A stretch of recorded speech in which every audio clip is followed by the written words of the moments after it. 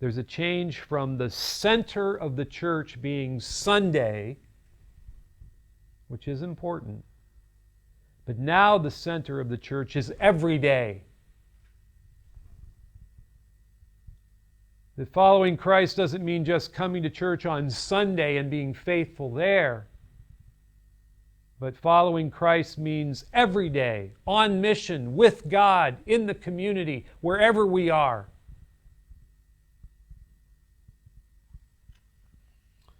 One of the things that this is called increasingly is what's called the missional church and the incarnational church. And these two words are very popular in some of the more recent literature.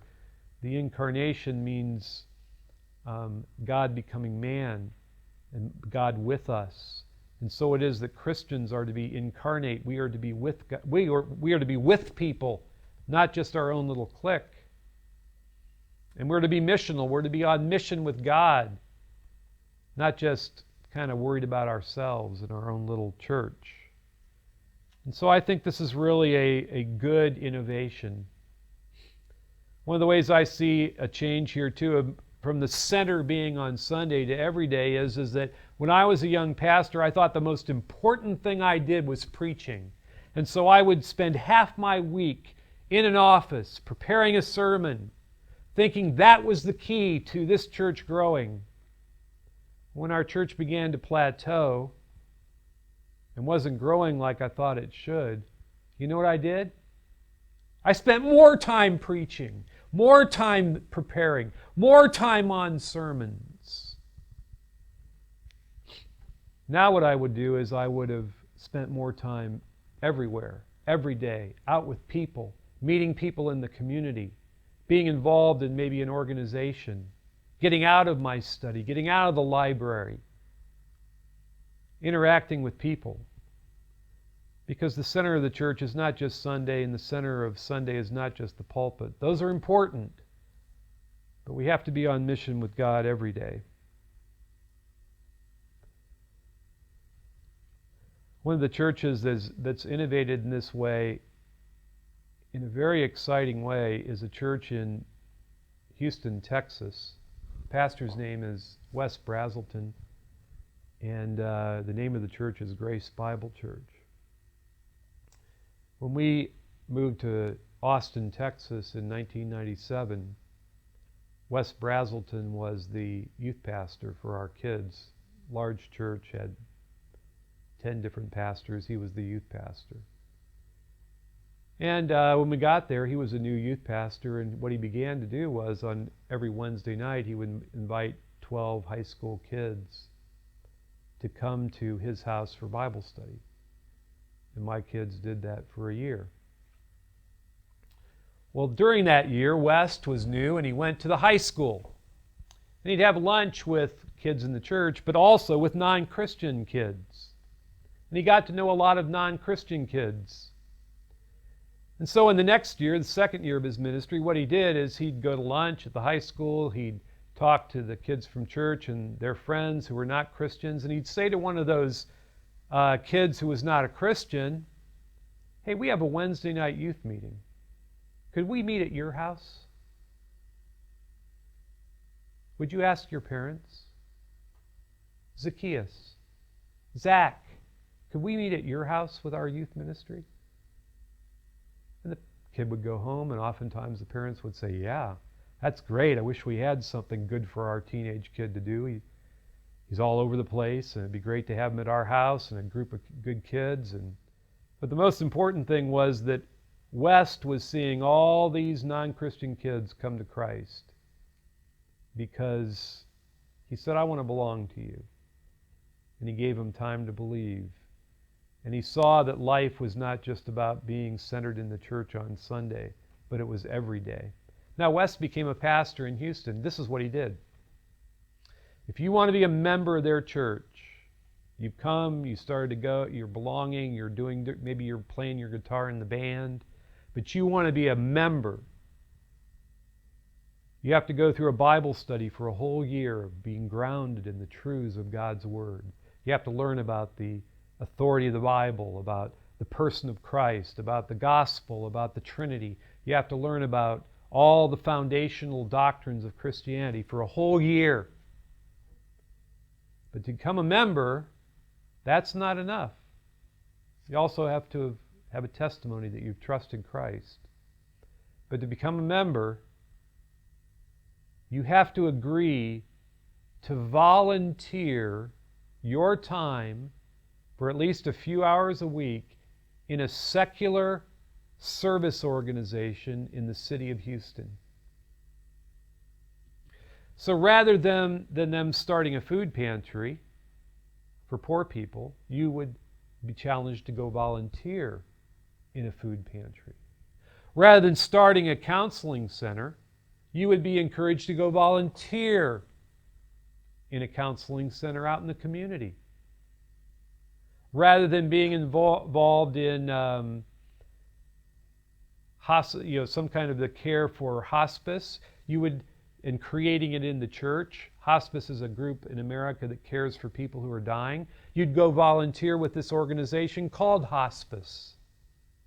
And so the salt is spread throughout the city.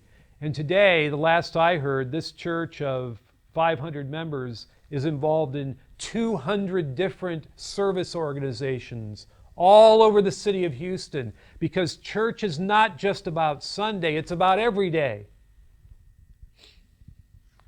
And West is one of my favorite pastors, and he's probably in his late 40s right now and doing a wonderful work of helping God's people be on mission.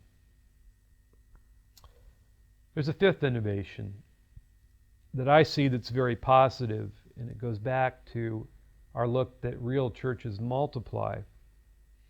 And this fifth innovation is that the measurement now for a healthy church, in a growing church, in a dynamic church, is not that just that it gets bigger, not that it just adds people, which is important.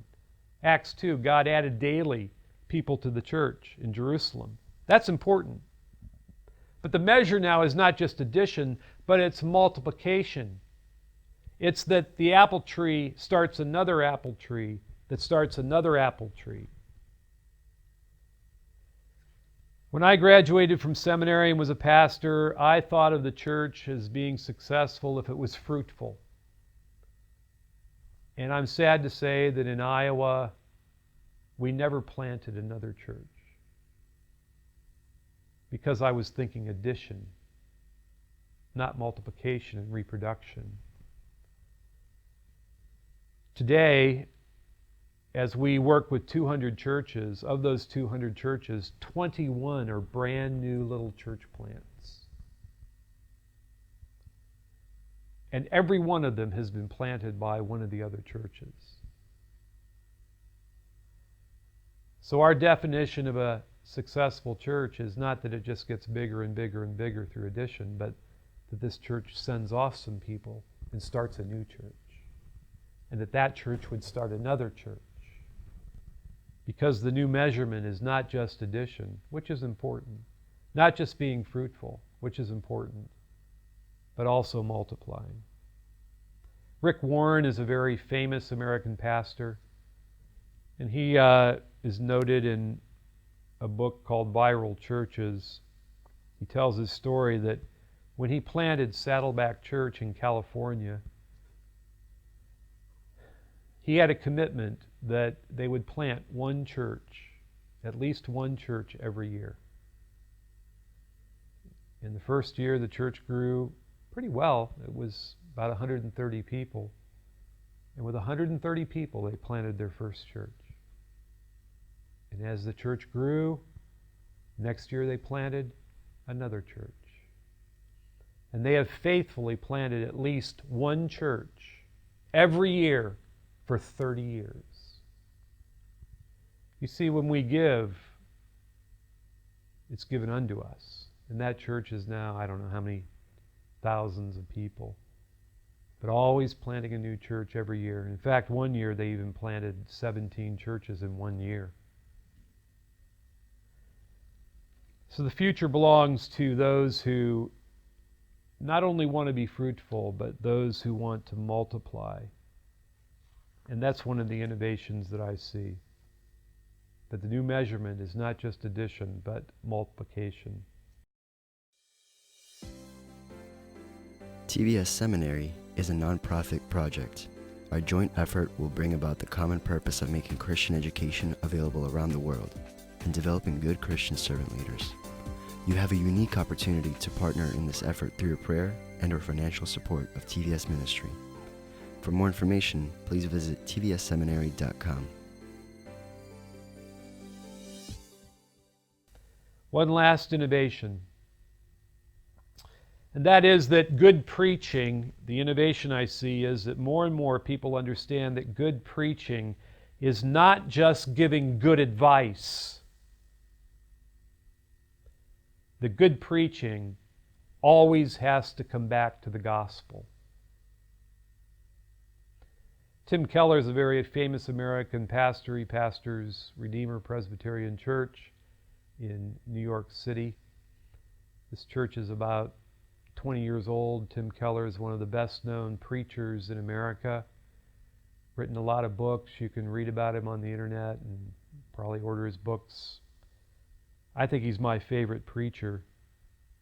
I went to a conference a couple of years ago where he was talking about his preaching ministry.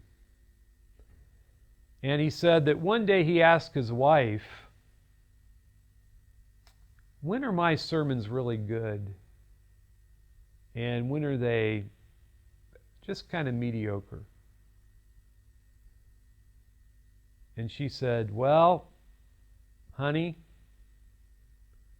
the really good ones are when Jesus shows up. The really good ones are when you clarify something in the message that leads us to Jesus, and not just some more good advice. Dr. Martin Lloyd-Jones said the same thing.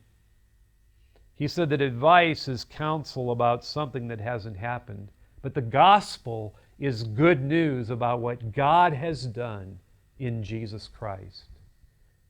And so the gospel is Jesus. He's the good news. And when we preach, we ought to be able to bring it back to something Jesus did, like Zacchaeus, come down here. I need to go to your house today. The most impactful parts of our messages are going to be when we bring it back to Jesus and give people a glimpse of Him. And not just give 10 steps to a good marriage and 40 steps on how to be a parent and 50 things on how to work hard at work. Those are all important. But it's Jesus who is the glory of God. And when He shines through what we're saying, that's where the impact comes from. So that's the innovation I see, is that more and more are understanding in growing churches that it's not just about good advice. It's about the gospel. It's about telling people who Jesus is and relating Him back to everything in our lives.